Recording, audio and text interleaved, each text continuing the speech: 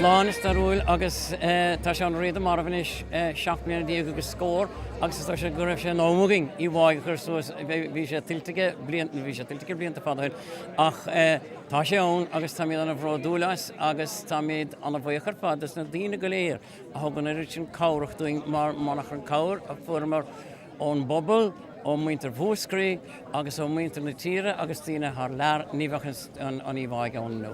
Cad sa hánaí an smaoineh? Well, the Hanigan Smeenov, ní bhuim se Hanigan Smeenov, is tóin go bíad Seamus McOrish, agus beidir Óní Mike Súrhain, agus Seán Lee Hain, an trúr a smínige de Sach Báire, agus bhaile idir cúpla den eile, tímplára, agus Rhys Michal i gobbar ar an rod, agus Cholú agus chuirmar an Smeenov, Jún ní rah éon dacrachtain sin, formar Dalfador den Sco, Óileán Chiarí, Mike Kenny, agus nuair an nachtmhar an í bháig an cúpla nómad, Cíthe tú cad a gceisco. Cén míle fáintear chuig an ócáid stairiúil seo, is cúis mór áis sós dúine cardan réadig, slóch bra a eiscint an láthair. Even more important to me than the music, important in all that was the friendship that I had with Sean O'Riada and Ruth, with Sean's mother Julia and his father Sean, a friendship that Buchas Mór Dia is as strong as ever today with Sean's family. It means more to me than I can ever say to you. Tá go leor gom ní le díanamh go manis ach muris ó Rócháin a chur bhór láthair chun óráid nó as na hoscailte a scaoile bhuaig. I don't have to say anything about Muris ó Rócháin. He's a genial Corcachuina man who went to teach in Clare and has spent his life in the service of our culture and music, particularly, but by no means exclusively, to the Willie Clancy Summer School. So, a very sholat.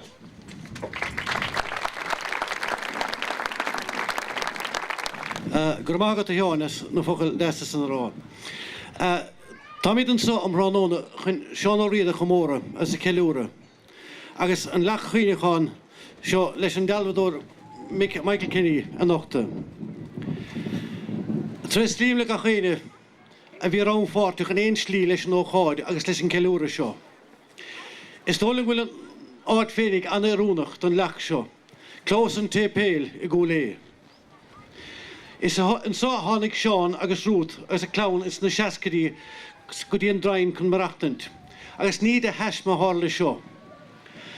Is crílam alta ví sa Times ag Seán O'Riada an tamil tréiste Seán O'Riada bás a gáilt. As bhí sé chaint an úrúd, gur bé an rud is mó a bhí dóna gerbe I Seán O'Riada ná an tanga, agus an nasc idir an tanga agus an ceol. Agus tap go cúla éfim ra dúirt níd a heis má hána sin so. Mar bhí bán láidir cultúra préimhe go daingin sa dúigh seo. Éireacht na céta blian, agus meas agus mórtas cinenne ag an bobbal áitiúil seo. Meas pobl goilta go raibh agus tá cháilir de bhar an tuimhris cultúra agus léing atá na measc. Hic Seán O'Riada sin agus thug sé borra agus spud núisteach san áid. Sa a bhd bhí sé sáitas phobal áitiúil stití de friúla aber. Agus cnítar is tócha an cór agus an affrin há cumige agus an affrin tá fós an na láidir fé stúra bhach pedar. Agus bíonn sé le chluisint gach éon dánach beag nach gabhna bliana sa sápéile hát clíhanna clingin só. Hic Seán tácht na Gaeilge agus na Gaeltachta, agus bhí ag tácht is dóla bhí le sláánú na Gaeltachta. Agus sunráte tá cúnta sí maithe scríofa ag an riadach ó Chailge, agus is tólam is fadó dear a ráte fósa. Is beag duine a bhéach trá ceart chom a dhéanamh ar an bhar iltréthach seo.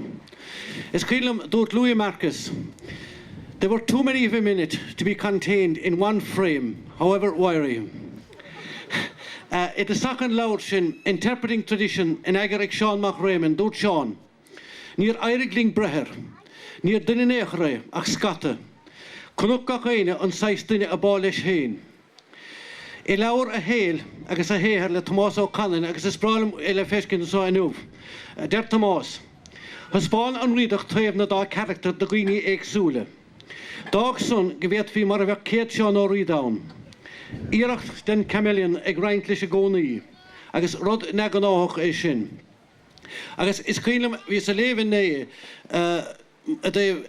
agad bhí Sean O'Lean se pápéir a dhéh Mike Kinney agus an dealh diantaige agus léim abort amháin amachchum agus an rud a dúirt Mike Kinney dúirt sé I needed to create a place for the figure óréide and space. Mar duine mór le rá. Smaoinigh an té bhfuil mí a ceúar an nubh, gur cailigh as gan éag 10 bliana d'aois. Ní leabhras ach gur éirigh le Seán, raibh leoda chur agrí i gael scultúra na tíre seo, i gahabh an 10 blian a bhí sé beo. Tá tiúncar na raibh leoda son ina stille bheithe go fóil in ar measc. Dúirt fer áitiúil an sa donna có chrónín mar eolar. Bhí do líoch sa riadach go raibh sé ar a chumas leabhart le gach éon sór ceoltóir ina hanga héin, bíardó. An chorú a dhéanse ar an geol, the scanán ar nós mise éire, Saoirse, the play by the Western world. Cuaig sé go bhain go mór ar phobal na tíre seo, agus hitadar an grális. Is tólim an focail dúsáid an sagart ar maidin san Afrin an Taro Cochlan agus thug sé seanna bhón anna bhráir fadar fad, duinde. An dríoch son a bhí buinte leis an riadach, rud nethe gan ácar fada. Bhúscail sé daoine nach raibh ach nehíime chus a ceol, gaelach a bheith mórálach as an geol. Agus is tólim gur higadar go raibh ceoltóir Commodore a le héad seán a riada go raibh mór tréthaigh buint leis mar alíonn tóir ina measc. Agus ní bhada gur cúig sé bhaim ar bhór pobal na tíre. Agus chun bheith mórálach is tólim ach as an núchas hénig. Bheith sé fíor le rá is tólim gur chur sé anam agus bethe nús a ceol tradiisiúnta. Agus táise gin go léir sa látáinmhan bhfuil ceol na héireann ahananta ar fúd an dán mhór. Agus ní dólaga meach sé cóhananta inmh gan é. A rís ag úsáid an focail duinde, bhí ní lendát aber fi bhaint na seacaí aber bhí cóltas ceoltóirí an na láidir agus ach a rohansan hí an rud atálú ar nós an rudúr carcrid a hidleirlan, bhí sé anning an ista daoine. Ach be Seán Ó Riada is stálim a daireach leis an ceol a thuirt chun tosaigh gur a lá an éananig más mellad. Bhí mórtas agus bród nó le breistant is tóla me meas pobal na héireann ar ár geol gaelach. Agus cothíodh meas níos leithine i meas gon phobal mhór ar na ceoltóirí tradiisiúnta a bear vís a tír. Dhéann sé dain stadéir ar ceol na tíre seo. Agus tháinig an sreiliachtaí ar musical heritage amach de bhar eistir cháiliúr dhéann sé ar fúd na héireann le chus John Kelly, as spráilim bhfuil amach John Ogan so hanúh. Agus ní léon dát ceoltóirí cúlan aber agus an gascíonn sé le son. Brana ceoltóirí a bear is tólam sa tír mórtas cinenne dá bhar. Gur fer leabhar chunis a heastómh as a scapand an saoil mór severas star nairach gaelach is líomh anna bhealta agus tarnteach. Smaoinímis ar le héad John Kelly, Willie Clancy, Darach Ó Coháin, as na 100 míle eile ar heimmhaigh sé leotha, as go raibh an tiúncar dríoch túil sinige orra. Bíarda Seamus Heaney is tólam nuair a scríobh sé an dáin in memoriam Seán Ó Riada. He was our Jacobite, he was our young pretender, who marched along the deep, plumbed in slow airs and grace notes. Seán Ó Morga ag an reintas na chláracha is táchtaí is tólam riomh de RTí maidir le alíonn tóirí na héireann, go raibh tiúncar móracha ní bhhar in éireann a chur lear agus i bhfad agéin. Dhéann sé chlár anna bhrá aber Joyce Beckett, W.B. Yeats, Seán Ó Riada, Martin O'Kane agus gandát an scanán cáiliúr san the Blue Note ar Seán Ó Riada. Dúirt Seán Ó Morga, hí saolaíocht tar an gotíontacht ag an riadach, nach raibh éon ceoltóir eile. D'fharraigh sé an rud ar fad ó bhain, as thug sé stádas an ceol gaelach nach raibh aige. Ní léon ceiste tólam ach nach bhfuil toirí ar chiúncar a chur ebre feice gon go fóil. As gandát, tuis cóthógas bhí sé nuair a chailge nach raibh séthar an riadaigh ar éon slíoch críochnathe. Ach chuna ceartas tólam a thuirt a bhaintear na héireann. Daithníad nuair í sé na bheithaigh, cad é mar bhíneach a bhí sa fachach fir seo. Bhí meas agus orm neamh gnáach ag an riadach nuair a bhar sé. Agus is tólam go tá spáinigh sin comá le líonga hochradim. Dúirt Sean Lucy faoi, the gathering of people showed that he who had died had touched, even changed the consciousness of a whole nation. Agus is minic a cóla Seán Ó Sé, bhí scéal anna álinge nuair bhí ar fágant an relic. John Kelly bhí sé teachtamach leis agus dúirt Seán, bhí sé kind ar son ceoltóirí na héireann, as dúirt sé, he lifted us all up, agus tólam tá mórán sa ráite son. Thug an riadach dearcha nód a bhainte na héireann ar sophisticúlacht agus mórgacht ar geol dúchas héin. Tá míid fé go mín múrige dá bhar, agus dar a chaile có hógsan, ba bhir bhúlta an hénig an médíon sé. Dairig leis mes nua sprage na daine ar a héin, agus bhir brodúil as a nuchas. Is módaine há pléile cuasaí cheol tradiisiúna nuh. Tuis gan inspiráid as an sprage fúrdar ó teáin. Bhí chur sé síal agus bhí an síal chuige agus tá tora an tíal san leanúnach agus bora fásúige gúnaí. Caramór de chean ó riada an file seán ó riadáin. Agus scríb sé de bás ó riada. Tobaiste bethe bhás, mar sin féin péát go míon máister fás an tradiisiún agus téan bora an éon gé ar an tradiisiún sin taréis a bhás. Well, éana bhí láthar so í seo mé cean sa hala go lé. An oberthar siúl le ag pedar agus an muinte na háte seo, tuige sé an rud a haigéist agus tá sé álaigh fós. Tá éireacht an riadig beo fós, agus leis an féin bheits atá poblbulcólé ar a héin is deachar éon cléchló éis cinntir sin. Ach ar slí nuair smaoíonn túair cólé is sais microcosm an tír ar fad. Agus tá pobl mór daoine is tólim les mu de cholé as les mu de chorcaig nar hangbig riomh le ó riada ach gur chuige chud séthar den ceol go mór a bhaimara. Is minic nuair a bhíon daoine chainte bear píos a ceol a haíon leha, lútra anim, gur a sog a hálim, tá buíocht fachtaige is tólim i gríthe daoine gur spéis leha ceol agus gailachas. Fémar dúirt ní de heis má hána sin so, bhí cháir an dúigh so a gcónaí maidir le filiocht, maidir le seanachas, maidir le scéalaocht. Agus leabhar a bhís féchan ar leabharann san le donna chócrónín eiste brach an tosaige a dhéh scéalta álaí bhí líonse, an seanachí cháiliúil ó náte. Agus san eiste tosaigh is bhí abart amháin ann is dúirt sé cuinófarort an áidir bharraigh mesar cinne agus ar gcuachas ná measc. Well, ní bail is tólim ach go gcinófar ar cheann ó riada. Solas na bhlachas tá na mústal agus dánam na marh ar fad. Gur maithagah.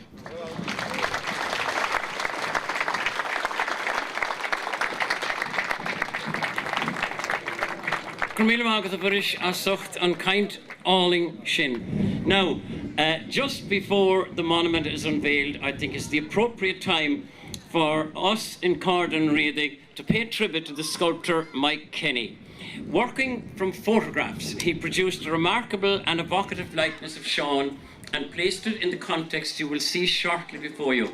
He would like that associated with him, his own work, would be the work of the O'Connor brothers, who did the stonework there from Castle Island, and of course the Connellys in Kilbaha and West Clare, where the statue was cast. Inish, it is a tremendous privilege for me indeed to ask Sean O'Reilly's Aunt Kitty from Clare to now unveil the statue 37 years after his death of Sean O'Reilly.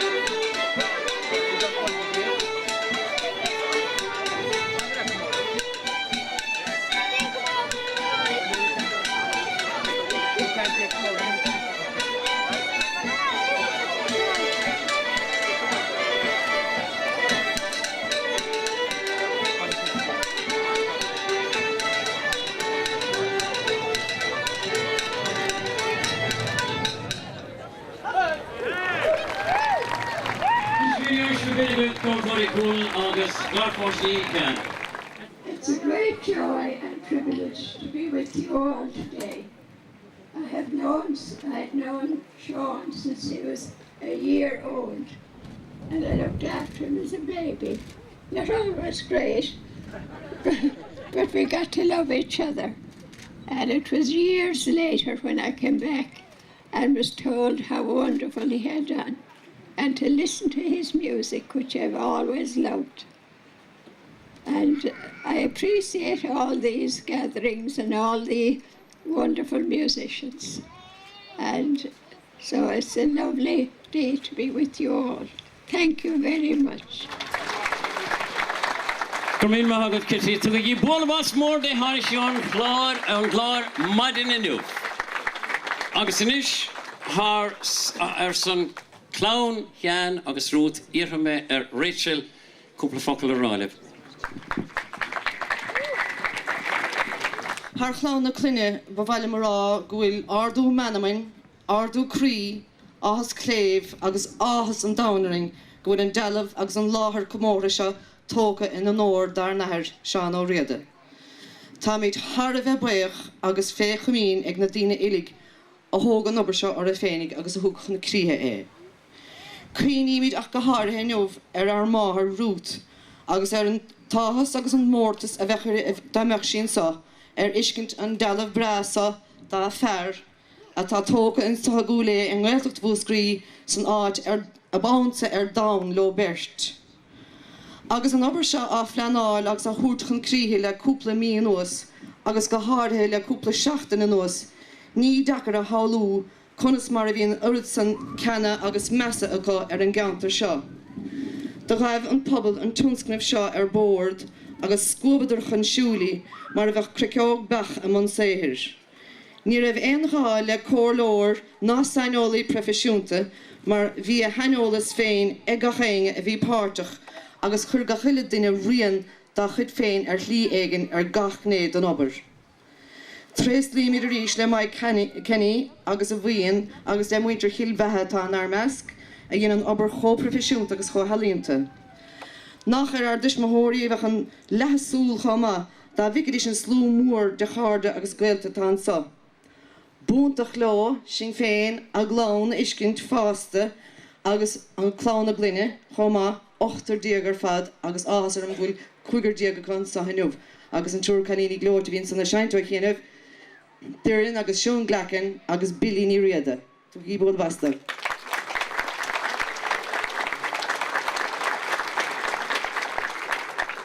Very Sean of Moralach gandát as amach Pedro choma agus tá go léir mórálachas agus nuair chun túradí go hiíag tá sé teisbeh sein sa sé pean sa le 37 milliún agus gine amach le déanaí greibh nachmór 3,000 dánach a gistan son. Déirn nar chail sé níos móna ciad agus san má chail sé méid sin féin.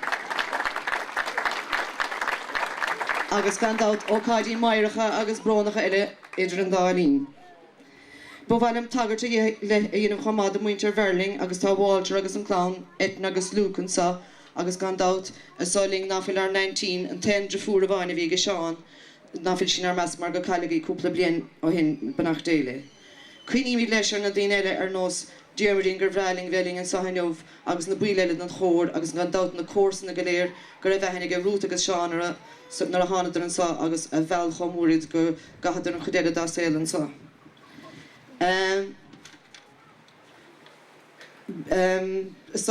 Gemacht an script beganin ní raibh sé geist gom tagartína bheith bhrealim tagartína ar le de cháard an riadig os ra go dogad ar an túscan se ar bord agus go marró siad mé bheith se luach mé Jim ach go háda mar greibh se cosúla Jim Birmingham go raibh se cosúla múlan goíthe a máid an rodasa agus ar garadílis Seán Ó Sé I bhí dílis doing go gcónaí agus ar garadílis Johnny Lehan agus Don O'Leary muintear Calig Noel Coleman agus Joe gandát Seán Ó Luasa Don Lolihan Cargus Corson dílis Mícheál Calig gandát agus Mulla féin ónaí. Tás go dtíine fágar lágam nach agus Ger Haley agus Coltas Cosint Húlé na firir an scéim an cóirlaúnta na Gardaí déting le bheith an sagam ní bheith sin léir luirtegum. Just rudhhaine le sarvága me sibh tam chun cúpla CD ar bhanan sa bhfuir seo rácháinna déh an chaint únta thug sé bhaid tam Harbheith buocht doing do agus gan áras is cara úntaach doing le breis agus trocha blian inis. Agus tá na CD na seo ceanna bháin sínathe ag an clán ar fad, nó riad sa géiti, agus an ceanna le mise éire, well sin an ceanta sína ag an glán agus an ceann seo sína ag ceoltóirí cholann. So bhfuir is cabhail tú. Tá sé mé hefyd?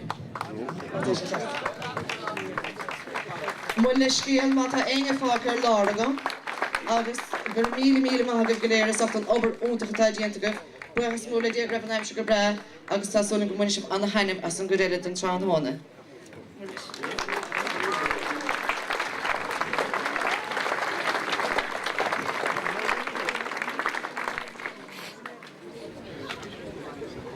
Nis go níos le chun deire a chur leis na seaamara seo chun bhíad an tríoch tradiisiúnta leis cóirchúla, ceoltóirí chúlann, fistúr pedar I riada agus ba ghiile mar. So is tóla mar an ná cóid seo má bheadh sé ceart mana níor pedar é féin, bé mar a dúirt réidir tá sé sa harún seo le bheadh nach gháscóir bliana is cúpla fopa. Ní peupléir agamsa ach éon rud amháin. Tí le céad trocha bliana hin dá Johnny McCarthy de lehan hir san squishy sir go kilometer agus fósián. 958 de fós iníon mic ní sin bhuiadach ó chiilméile gúnta an bhláir. Bhí mac go sun agus fós sé sin bin seán agus fós sé sin mo bháthir rút an an céad lád a bheanóir 953. Díreach déimlíon na dhéag sin, bhfuil ag an am sin do bhfuil le muoite chúla an méid na raibh sfuiciige hana féin. Ag reachtas, as chas an chudas mád a heachta na daunta fetí haig féig díam dar ar dain, don á dhéile agus daine mar sin. Agus na meascan cólóda sin bhí don lá ceocháin. Nar hanig don lá ceocháin I bhaile, treis an reachtas sin fu sé bás, seach nó bhána dhéag. So is atan obair dem néna níos déanaí gur lendála muna an saga cúla fód san a hínsir.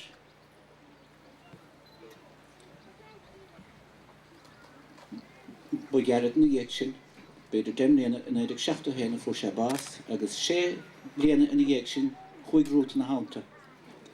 Agus bin uair gur hánig ar glán timplaring, ar glán sa cháise muointear chúla.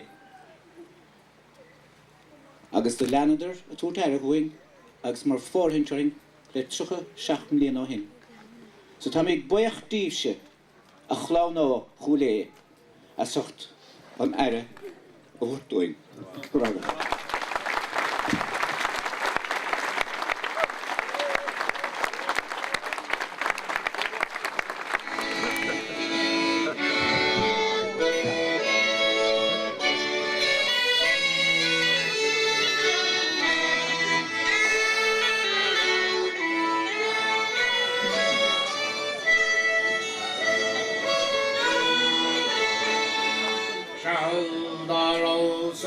Vaiden hesni shin vain tru kalte gre mukhel trauna dangu tren van not sande megen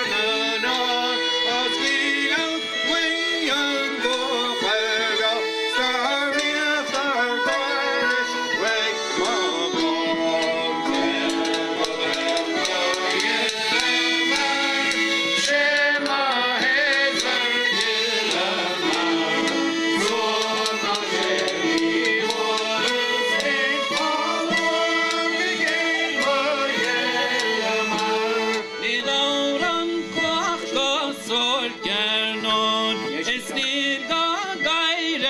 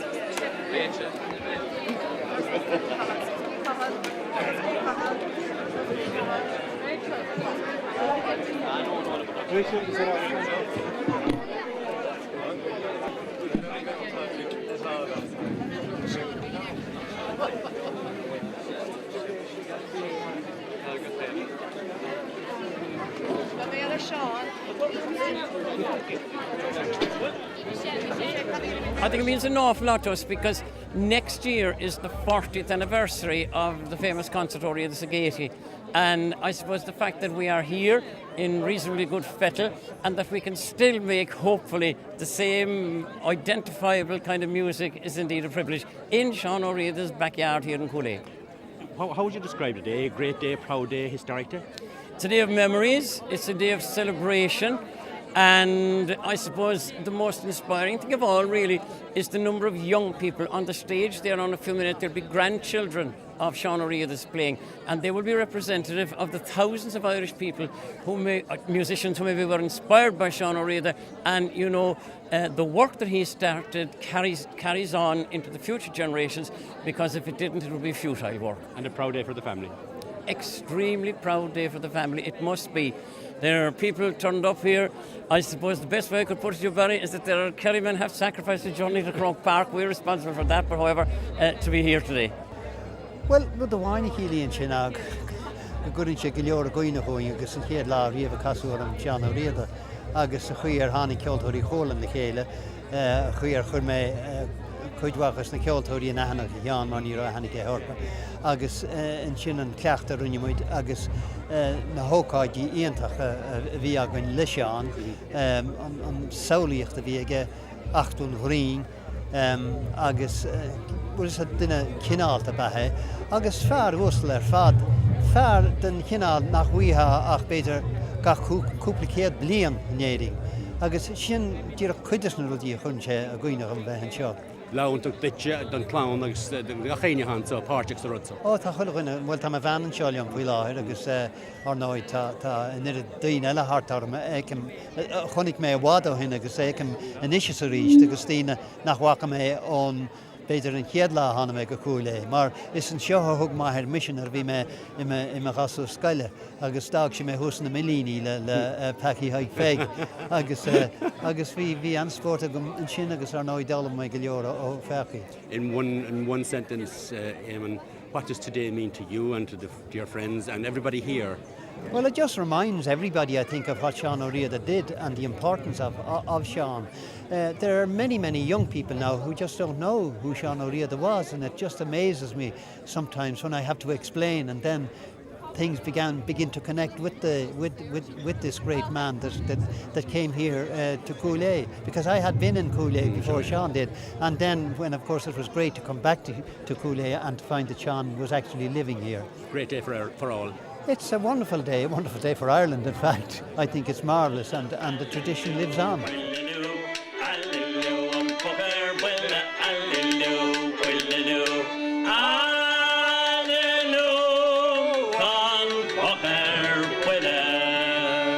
One morning fair as I went forth, biking shoulder to join in the hall. I was halted by a wild puckgoat in a valley near the Rugby River. Hallelujah, hallelujah, hallelujah, and pucker, hallelujah, hallelujah, hallelujah, and pucker, hallelujah. I read Jenny, a cool figure, staying in Prague, a fjeller.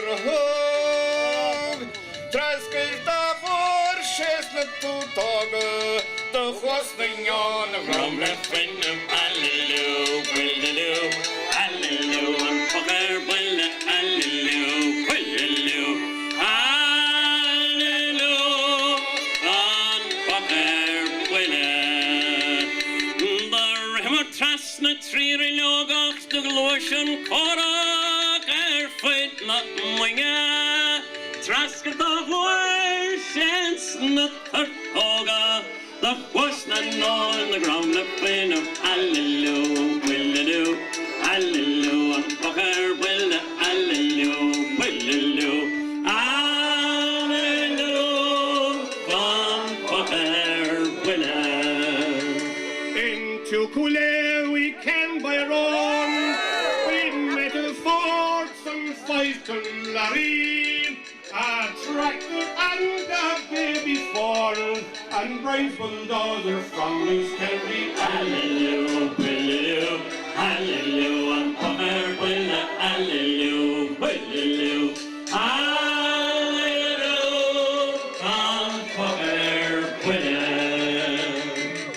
Is that Nanny Siobhan on, who more in the Thunderbird? Near on check, hiding it up, score down, not a really force on. Hallelujah, Van Fucker, Willa. We canter down the Hallelujah, Williloo, Hallelujah, Fucker, Hallelujah, Williloo, Hallelujah, Van Fucker, Willa.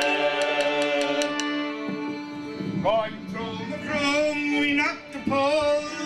Some Joe could tell the Ford Killarney, for a German crane going for the boat, and outward bound for California. Hallelujah, Williloo, Hallelujah, and Fucker, Willa, Hallelujah, Williloo, Hallelujah,